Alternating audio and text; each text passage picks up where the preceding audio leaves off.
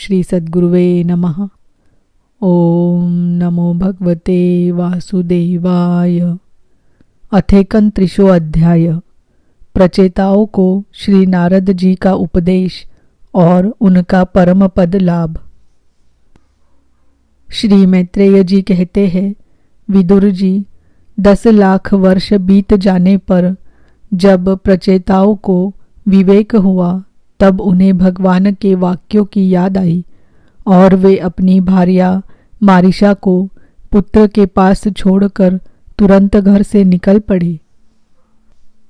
वे पश्चिम दिशा में समुद्र के तट पर, जहाँ जाजली मुनि ने सिद्धि प्राप्त की थी, जा पहुँचे और जिससे समस्त भूतों में एक ही आत्मतत्व विराजमान है ऐसा ज्ञान होता है, उस आत्मविचार रूप ब्रह्म सत्र का संकल्प करके बैठ गए।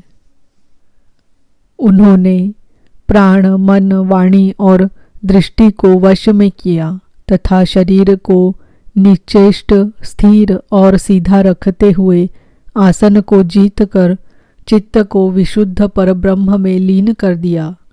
ऐसी स्थिति में उन्हें देवता और असुर दोनों के ही वंदनीय श्री नारद जी ने देखा। नारद जी को आया देख प्रचेता गण खड़े हो गए और प्रणाम करके आदर सत्कार पूर्वक देश कालानुसार उनकी विधिवत पूजा की। जब नारद जी सुखपूर्वक बैठ गए तब वे कहने लगे। प्रचेताओं ने कहा, देवर्षि, आपका स्वागत है। आज बड़े भाग्य से हमें आपका दर्शन हुआ। ब्रह्मन, सूर्य के समान आपका घूमना फिरना भी ज्ञानालोक से समस्त जीवों को अभय दान देने के लिए ही होता है। प्रभु भगवान शंकर और श्री विष्णु भगवान ने हमें जो उपदेश दिया था उसे गृहस्थी में आसक्त रहने के कारण हम लोग प्रायः भूल गए हैं। अतः आप हमारे हृदयों में उस परमार्थ तत्व का साक्षात्कार कराने वाले अध्यात्म ज्ञान को फिर प्रकाशित कर दीजिए, जिससे हम सुगमता से ही इस दुस्तर संसार सागर से पार हो जाए। श्री मैत्रेय जी कहते हैं, भगवन्मय श्री नारद जी का चित्त सर्वदा भगवान श्री कृष्ण में ही लगा रहता है। वे प्रचेताओं के इस प्रकार पूछने पर उनसे कहने लगे। श्री नारद जी ने कहा, राजाओं, इस लोक में मनुष्य का वही जन्म, वही कर्म, वही आयु, वही मन और वही वाणी सफल है जिसके द्वारा सर्वात्मा सर्वेश्वर श्री हरि का सेवन किया जाता है।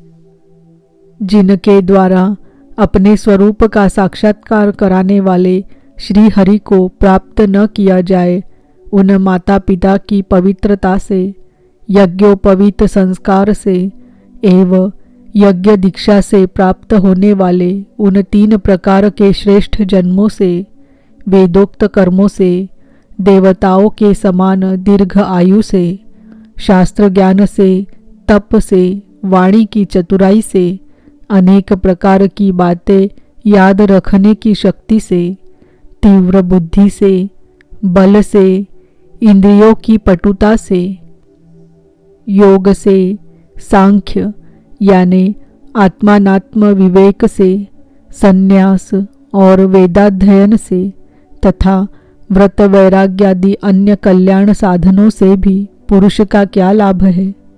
वास्तव में समस्त कल्याणों की अवधि आत्मा ही है और आत्मज्ञान प्रदान करने वाले श्री हरि ही संपूर्ण प्राणियों की प्रिय आत्मा है।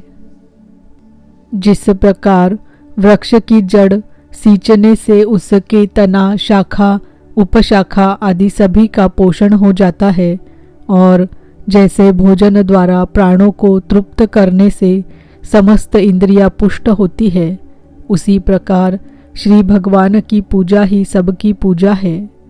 जिस प्रकार वर्षा काल में जल सूर्य के ताप से उत्पन्न होता है और ग्रीष्म ऋतु में उसी की किरणों में पुनः प्रवेश कर जाता है, तथा जैसे समस्त चराचर भूत पृथ्वी से उत्पन्न होते हैं और फिर उसी में मिल जाते हैं, उसी प्रकार चेतनात्मक यह समस्त प्रपंच श्री हरि से ही उत्पन्न होता है और उन्हीं में लीन हो जाता है। वस्तुतः यह विश्वात्मा श्री भगवान का वह शास्त्र प्रसिद्ध सर्वोपाधि रहित स्वरूप ही है। जैसे सूर्य की प्रभा उससे भिन्न नहीं होती, उसी प्रकार कभी कभी गंधर्व नगर के समान स्फुरित होने वाला यह जगत भगवान से भिन्न नहीं है। तथा जैसे जागृत अवस्था में इंद्रियां क्रियाशील रहती है किंतु सुषुप्ति में उनकी शक्तियां लीन हो जाती है, उसी प्रकार यह जगत सर्ग काल में भगवान से प्रकट हो जाता है और कल्पांत होने पर उन्हीं में लीन हो जाता है। स्वरूपतः तो भगवान में द्रव्य, क्रिया और ज्ञान रूपी त्रिविध अहंकार के कार्यों की तथा उनके निमित्त से होने वाले भेद भ्रम की सत्ता है ही नहीं। नृपतिगण जैसे बादल, अंधकार और प्रकाश ये क्रमशः आकाश से प्रकट होते हैं और उसी में लीन हो जाते हैं, किंतु आकाश इनसे लिप्त नहीं होता, उसी प्रकार ये सत्व, रज और तमोमयी शक्तियाँ कभी परब्रह्म से उत्पन्न होती है और कभी उसी में लीन हो जाती है। इसी प्रकार इनका प्रवाह चलता रहता है, किंतु इससे आकाश के समान असंग परमात्मा में कोई विकार नहीं होता। अतः तुम ब्रह्मादि समस्त लोकपालों के भी अधीश्वर श्री हरि को अपने से अभिन्न मानते हुए भजो, क्योंकि वे ही समस्त देहधारियों के एकमात्र आत्मा ही हैं। वे ही जगत के निमित्त कारण काल, उपादान कारण प्रधान और नियंता पुरुषोत्तम है, तथा अपनी काल शक्ति से वे ही इस गुणों के प्रवाह रूप प्रपंच का संहार कर देते हैं। वे भक्तवत्सल भगवान समस्त जीवों पर दया करने से, जो कुछ मिल जाए उसी में संतुष्ट रहने से तथा समस्त इंद्रियों को विषयों से निवृत्त करके शांत करने से शीघ्र ही प्रसन्न हो जाते हैं। पुत्रेषणा आदि सब प्रकार की वासनाओं के निकल जाने से जिनका अंतकरण शुद्ध हो गया है, उन संतों के हृदय में उनके निरंतर बढ़ते हुए चिंतन से खींचकर अविनाशी श्री हरि आ जाते हैं और अपनी भक्ताधीनता को चरितार्थ करते हुए हृदयाकाश की भांति वहां से हटते नहीं। भगवान तो अपने को यानी भगवान को ही सर्वस्व मानने वाले निर्धन पुरुषों पर ही प्रेम करते हैं, क्योंकि वे परम रसज्ञ हैं। उन अकिंचिनों की अनन्याश्रया अहेतु की भक्ति में कितना माधुर्य होता है, इसे प्रभु अच्छी तरह जानते हैं। जो लोग अपने शास्त्र ज्ञान, धन, कुल और कर्मों के मद से उन्मत्त होकर ऐसे निष्किंचन साधुओं का तिरस्कार करते हैं, उन दुर्बुद्धियों की पूजा तो प्रभु स्वीकार ही नहीं करते। भगवान स्वरूपानंद से ही परिपूर्ण है। उन्हें निरंतर अपनी सेवा में रहने वाली लक्ष्मी जी तथा उनकी इच्छा करने वाले नरपति और देवताओं की भी कोई परवाह नहीं है। इतने पर भी वे अपने भक्तों के तो अधीन ही रहते हैं। अहो, ऐसे करुणा सागर श्री हरि को कोई भी कृतज्ञ पुरुष थोड़ी देर के लिए भी कैसे छोड़ सकता है। श्री मैत्रेय जी कहते हैं, विदुर जी, भगवान नारद ने प्रचेताओं को इस उपदेश के साथ साथ और भी बहुत सी भगवत संबंधी बातें सुनाई। इसके पश्चात वे ब्रह्मलोक को चले गए। प्रचेतागण भी उनके मुख से संपूर्ण जगत के पाप रूपी मल को दूर करने वाले भगवत चरित्र सुनकर भगवान के चरण कमलों का ही चिंतन करने लगे और अंत में भगवत धाम को प्राप्त हुए। इस प्रकार आपने जो मुझसे श्री नारद जी और प्रचेताओं के भगवत कथा संबंधी संवाद के विषय में पूछा था, वह मैंने आपको सुना दिया। श्री शुकदेव जी कहते हैं, राजन, यहाँ तक स्वयंभू मनु के पुत्र उत्तानपाद के वंश का वर्णन हुआ। अब प्रियव्रत के वंश का विवरण भी सुनो।